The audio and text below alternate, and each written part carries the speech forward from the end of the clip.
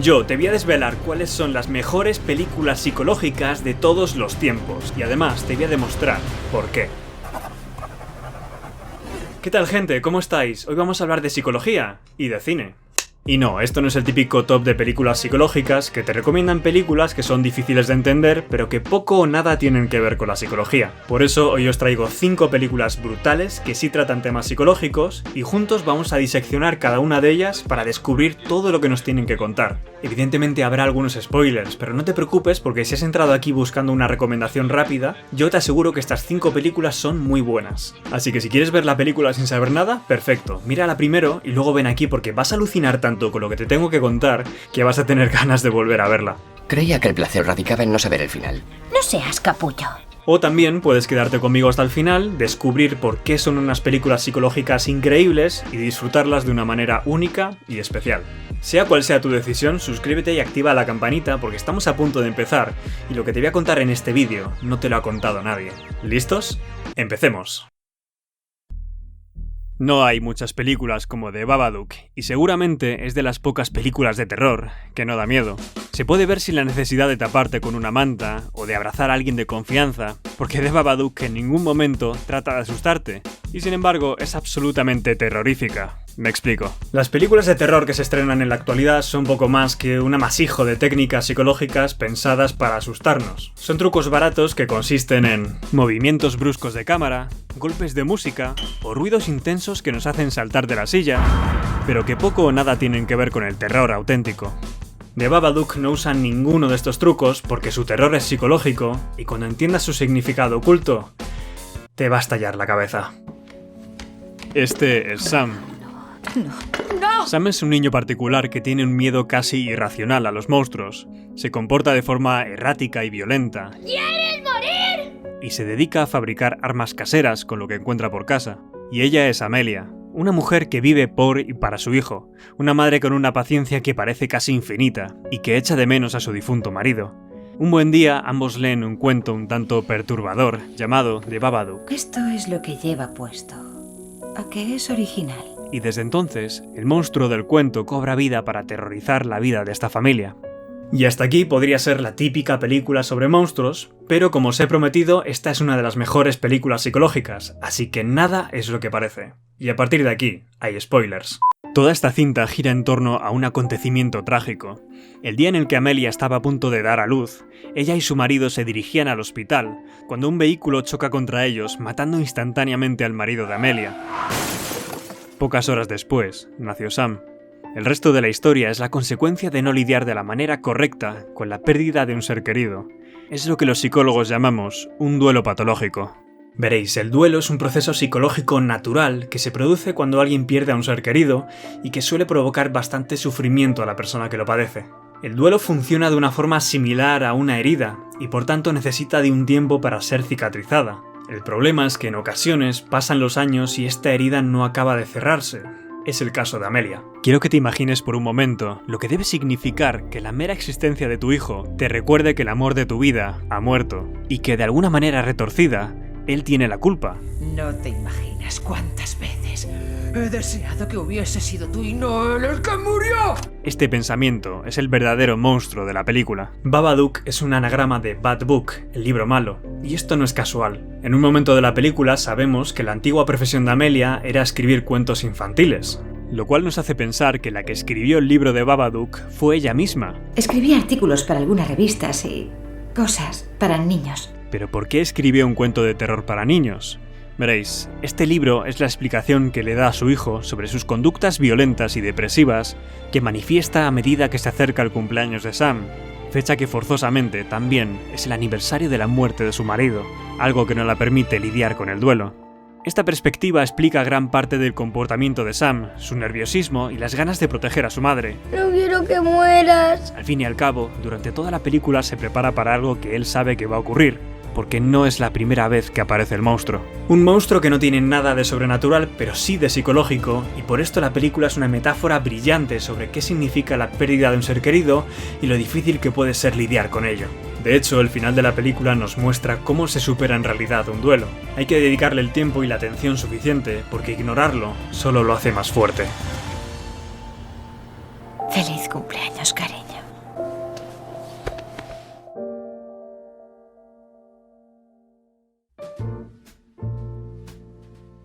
Recuerdo la primera vez que vi Funny Games. Me quedé en estado de shock, en completo silencio mientras pasaban los títulos de crédito. No podía entender lo que acababa de ocurrir, y es que Funny Games esconde un mensaje difícil de digerir y que no deja indiferente a nadie. ¿Por qué no nos matáis y ya está? No hay que olvidar la importancia del espectáculo. La película comienza como cualquier película sobre invasiones domésticas. Una familia burguesada viaja a su segunda residencia a pasar unas confortables vacaciones, como hacen cada año. Pero este año será distinto porque tienen la mala suerte de toparse con unos asesinos en serie. Y cuando digo asesinos en serie, todos estamos pensando en esto, o en esto, pero la película nos muestra esto. Lo siento mucho. De veras. ¿Y yo? Ten. Muchísimas gracias. Gracias. Le diré a la señora Thompson lo amable que ha sido. Son unos asesinos extremadamente educados, y esto es muy importante porque es una de las claves que la va a convertir en una de las mejores películas psicológicas. Me explico. Imagina que alguien te golpea la pierna con un palo de golf, y a los 2 minutos te ofrece su ayuda como si nada hubiera ocurrido. Si dejara que Peter le ayudara, le dolería menos. Yo encantado de ayudar, en serio, pero tampoco quiero ser pesado. Es confuso y contradictorio. Esto es algo que repetirán constantemente los asesinos, no son violentos sin más, sino que acompañan cada amenaza de un aparente gesto de amabilidad, provocando a la familia una disonancia cognitiva. Esto significa que la familia tiene que lidiar con 2 pensamientos muy distintos, o bien defenderse de una amenaza posiblemente mortal, o bien seguirles el juego de esa amabilidad aparente con la esperanza de que al final se vayan. Esto es tan difícil para mí como para vosotros. De esta forma, los asesinos juegan con la mente de la familia, arrinconándola cada vez más, hasta el punto de llegar a secuestrarla sin que ellos opongan resistencia. Y es entonces cuando empiezan los juegos. ¿Vosotros apostáis? Que estaréis vivos mañana a las 9 de la mañana y nosotros que estaréis muertos. ¿Vale? Los juegos divertidos que dan nombre a la película y que si sientes algo de empatía, de divertidos no tienen nada. ¿Por qué haces esto? ¿Por qué no?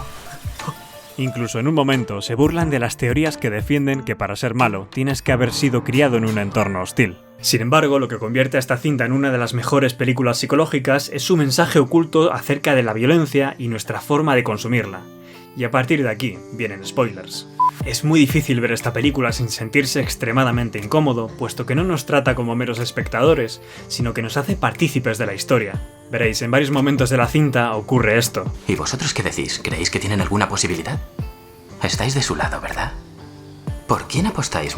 El asesino rompe la cuarta pared y nos habla directamente a nosotros, y entonces automáticamente entiendes que formas parte de la película y que de alguna forma retorcida, tú también estás siendo secuestrado. Normalmente cuando vemos una película violenta nos distanciamos de lo que ocurre en la pantalla. Por muy brutales que sean las escenas, sabemos que se encuentran en el plano de la ficción. Esto es lo que permite que las escenas violentas nos entretengan o incluso nos hagan disfrutar. Pero aquí es imposible distanciarse, y no solo porque los personajes te hablen directamente a ti, sino porque, a pesar de ser una película ultraviolenta, no muestra ni una sola escena de violencia explícita. De hecho, así ocurre la primera muerte.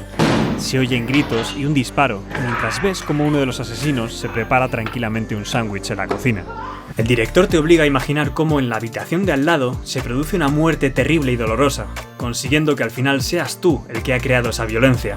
Es irónico porque deseamos con todas nuestras fuerzas que la familia se salve, y depositamos esta esperanza en ese cuchillo olvidado en el barco, o en la escopeta que consigue el niño, o que el teléfono reciba señal, pero nada de esto funciona. Y cuando por fin parece que la familia se va a salvar, el director se saca un as de la manga y rompe todas nuestras ilusiones, rebobinando la cinta para cambiar la historia. En realidad, nunca hubo esperanza para esta familia, ni para nosotros. Funny Games es una gran película psicológica, pero deja un mal sabor de boca porque evidencia algo que siempre estuvo ahí, pero que nunca nos paramos a reflexionar. Y es que estamos dispuestos a disfrutar de un espectáculo violento siempre que consideremos que ocurre en una ficción distante, en otro mundo o en un universo paralelo. Sin embargo, el director nos arrebata esta diversión haciéndonos partícipes de la violencia, rompiendo esa barrera invisible que nos aísla, haciendo que nos manchemos las manos de sangre. ¿A vosotros os parece suficiente? Querréis un buen final, ¿no? Y una trama convincente, ¿no?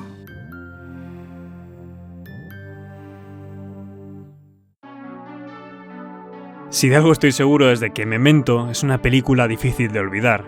No precisamente por la historia que cuenta, sino por la forma en la que está contada.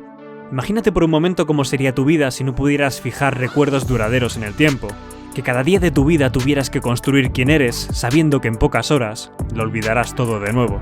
Crees que podría ser la primera vez que estás aquí, pero es posible que lleves aquí una semana, 3 meses. Esta es la vida de Leonard.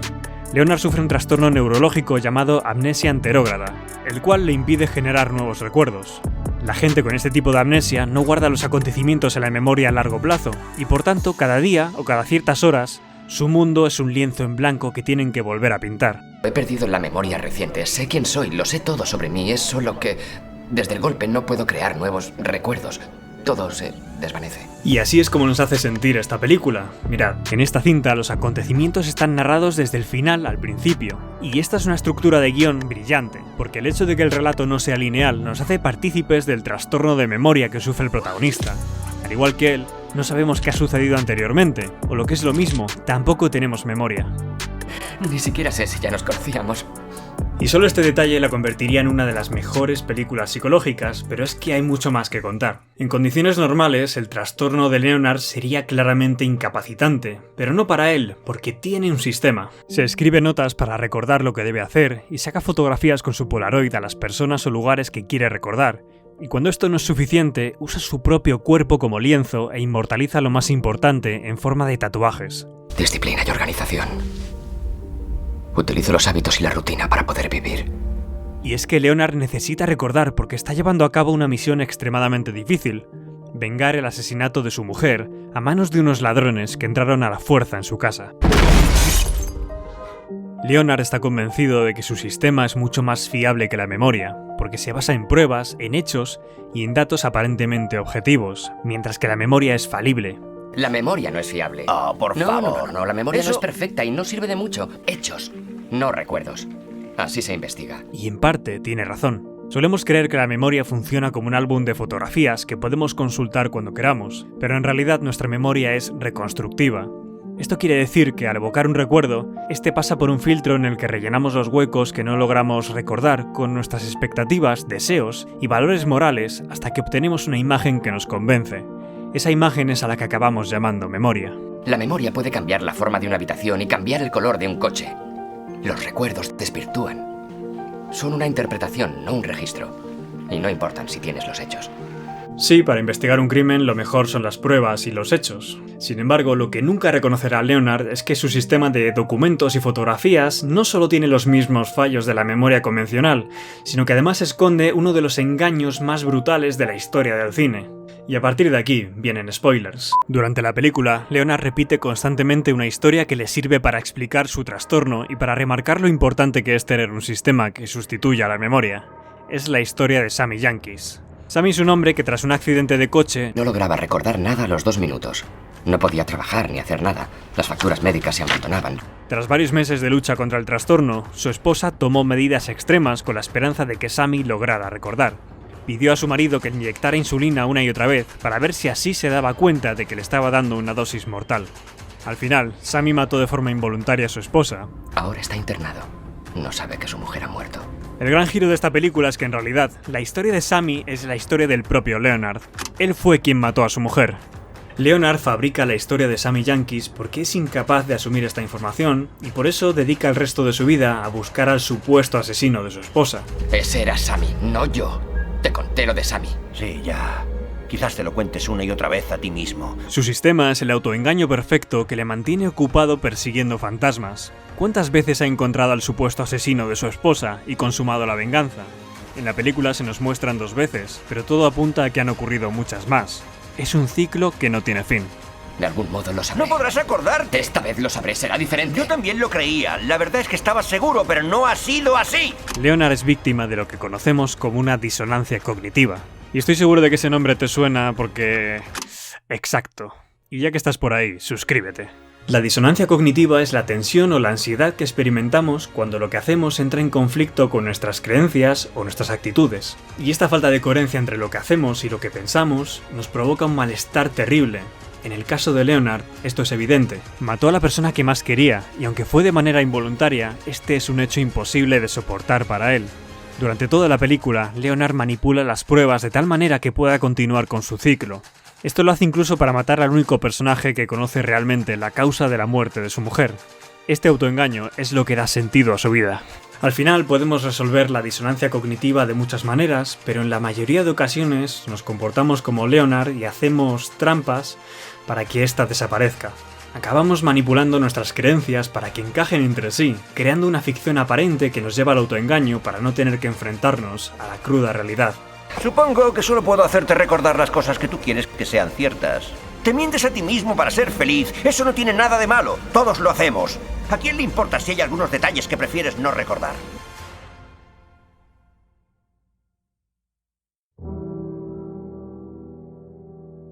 La Llegada es una película de ciencia ficción distinta. Nos presenta cómo sería una invasión alienígena en la que lo menos importante son los propios alienígenas.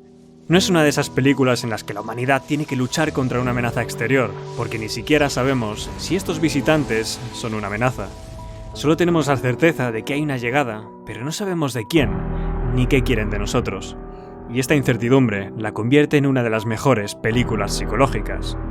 Para empezar, la reacción de la gente es bastante realista si prestamos atención a lo que nos dice la psicología social. El miedo y la falta de información hacen que nos comportemos de maneras que jamás hubiéramos pensado. Nos dejamos llevar por la masa y, bueno.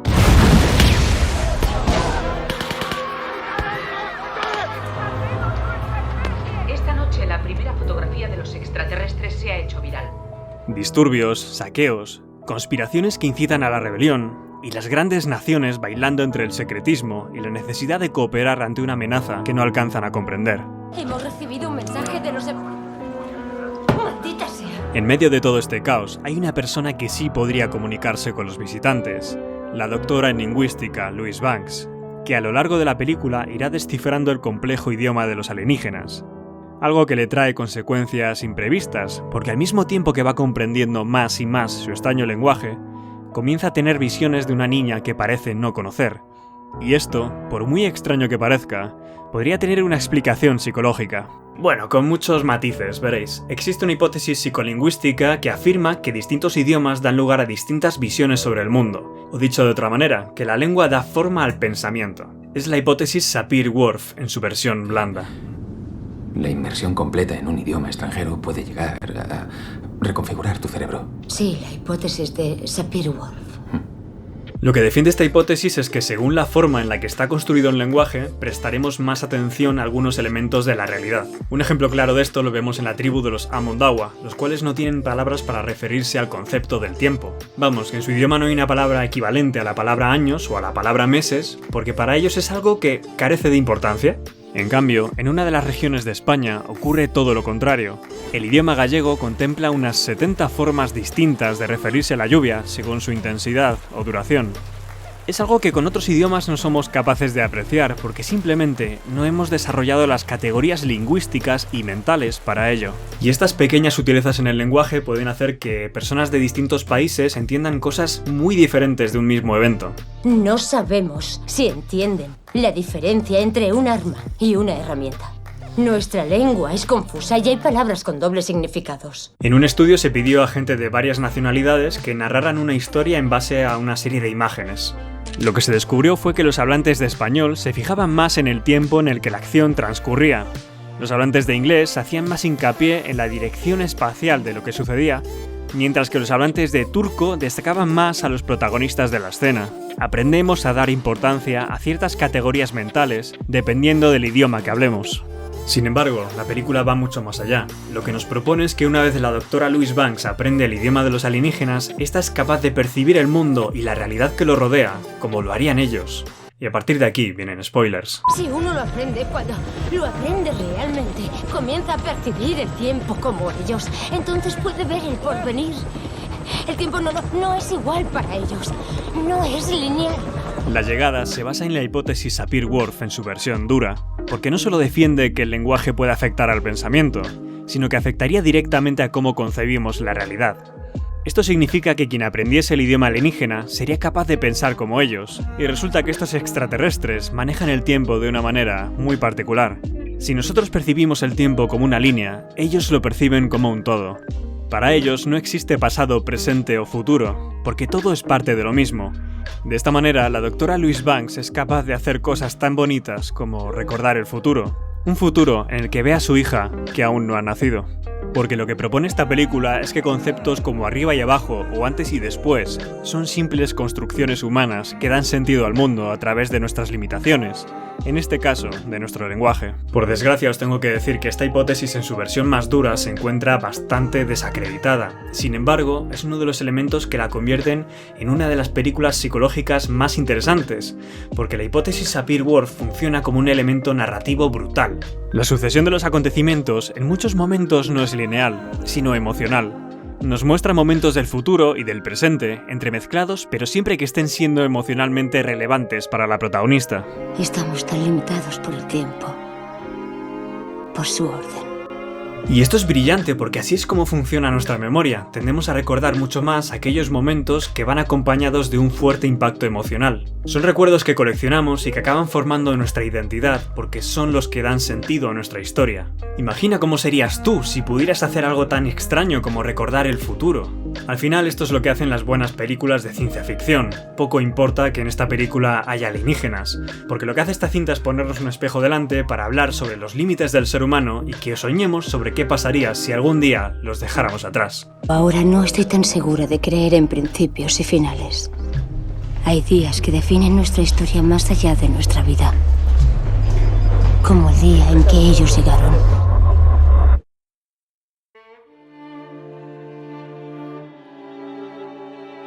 Para mí no es nada fácil hablar sobre el Cisne Negro. Y no solo porque sea una película compleja, con escenas cargadas de simbolismo y que muchas veces tienen dobles o triples significados, sino por el mensaje tan potente que nos transmite. La perfección tiene un precio. No hay ninguna duda de que esta es una de las mejores películas psicológicas y la primera vez que la vi me dejó totalmente impactado porque, bueno, yo mismo soy una persona bastante perfeccionista y conozco en parte las implicaciones psicológicas de las que nos advierte esta cinta. Y es que lo que vamos a ver en El Cisne Negro es un caso extremo. Nina es una joven bailarina de una compañía de ballet cuya vida gira en torno a la danza. La competitividad dentro de su profesión y su carácter introvertido e inmaduro la aíslan de cualquier relación cercana con los demás. Su mundo es el baile y su único apoyo es Erika, su madre, que también fue bailarina en el pasado y apoya con entusiasmo la ambición profesional de su hija. ¿Llevas tiempo con ellos? Y eres la bailarina más entregada de la compañía. Mi dulce niña. Llega el día en el que todo este esfuerzo y sacrificio tiene su recompensa. Nina es elegida para protagonizar la nueva producción de la temporada, El Lago de los Cisnes. Y en el papel de la reina de los cisnes, la exquisita Nina Sayers. Una oportunidad única que la llevará al límite, convirtiendo el sueño de su vida en una auténtica pesadilla, y a esta cinta en una de las mejores películas psicológicas. Y a partir de aquí vienen spoilers. El Lago de los Cisnes necesita que una bailarina pueda interpretar tanto al cisne blanco como al cisne negro. Y son papeles que requieren cualidades muy distintas y que además son opuestas. En otras palabras, requiere de una bailarina perfecta. Y esto es precisamente lo que va a romper a Nina. A ver, para entender esto tenemos que hablar de Erika, porque la madre de Nina no está bien. Ella intenta cumplir su sueño frustrado de ser una gran bailarina a través de su hija. Parece que ha sido una fiesta estupenda. Ojalá hubiera ido yo. Es sobreprotectora y controla cada una de las decisiones de Nina, maldita sea si es que no la deja ni quitarse la ropa a ella misma. Para ella, su hija es y siempre será una niña frágil, inocente y virginal. Algo que convierte a Nina en la candidata perfecta para interpretar el cisne blanco. Pero para la compañía esto no es suficiente. Podría ser brillante, pero eres cobarde. Y deja de disculparte, eso es a lo que me refiero. Deja de ser tan débil, joder, otra vez. El director artístico presiona a Nina para que actúe de una forma pasional, improvisada y sensual. Las características propias del cisne negro. El problema es que para ello fomenta la rivalidad con sus compañeras a niveles enfermizos. Nina sabe que si no está a la altura, será sustituida por otra bailarina que cumpla con los requisitos. Después de todo, ella ha conseguido el papel sustituyendo a una bailarina veterana. Mira cómo se mueve. Es imprecisa, pero sin esfuerzo. No está fingiendo. Nina se encuentra en un callejón sin salida, no puede complacer los deseos de la compañía sin desafiar a su madre. La perfección que necesita alcanzar se traduce en albergar dos personalidades opuestas e incompatibles, y por desgracia, este estrés inducido es demasiado para ella y acaba sufriendo un brote psicótico. Un brote psicótico es una ruptura de la realidad de forma temporal. Durante este periodo de tiempo, la persona que lo sufre no distingue si lo que le sucede es real o ficticio. Por ejemplo, Nina está convencida de que una de sus compañeras conspira contra ella para robarle el papel protagonista. La ve por todas partes, seduciendo al director y aprovechando cada oportunidad para sustituirla, pero no son más que delirios persecutorios, puesto que paradójicamente es la única persona que le trata bien. No, esto es diferente. Sé que va por mí. Intenta ocupar mi lugar. Nadie va por ti. No, por favor, créeme. Pero no son delirios lo único que atormenta a Nina. También sufre alucinaciones visuales y auditivas en las que ve cómo alguien la acosa, aunque en la mayoría de ocasiones esa persona acaba siendo ella misma. Además, padece alucinaciones hápticas en las que percibe cómo poco a poco se va convirtiendo en el cisne negro. Por eso los espejos son utilizados de una forma magistral en esta película, porque son una ventana por la que podemos ver lo distorsionada que se encuentra su realidad. Ella sabe que algo no anda bien, pero no sabe cómo afrontarlo. Has perdido peso. Quítate la torera, por favor. Está claro que Nina sufre un trastorno de la conducta alimentaria derivado de la exigencia a la que se ve sometida, y la culpa por no estar a la altura la llevan a autolesionarse, como vemos en sus múltiples heridas, incluida la herida que acaba con su vida. Este es el precio que paga por alcanzar la perfección. Imagina qué ocurre cuando consigues aquello para lo que te llevas preparando una vida entera. No puedo siquiera comprender la inmensa felicidad de un atleta al conseguir una medalla de oro, y a la vez el vacío de pensar, ¿y ahora qué? Se suele decir, ten cuidado con lo que deseas porque puede convertirse en realidad, y precisamente por esto me conmueve tanto el final de esta película, porque el destino de Nina es inevitablemente la muerte. La única forma de representar el cisne negro es asesinar su inocencia, y la única forma de no ser sustituida es ser eterna en la memoria de los demás. Y al final lo consigue porque nuestra imagen de su actuación final es y siempre será perfecta. Lo he sentido. Ha sido perfecto.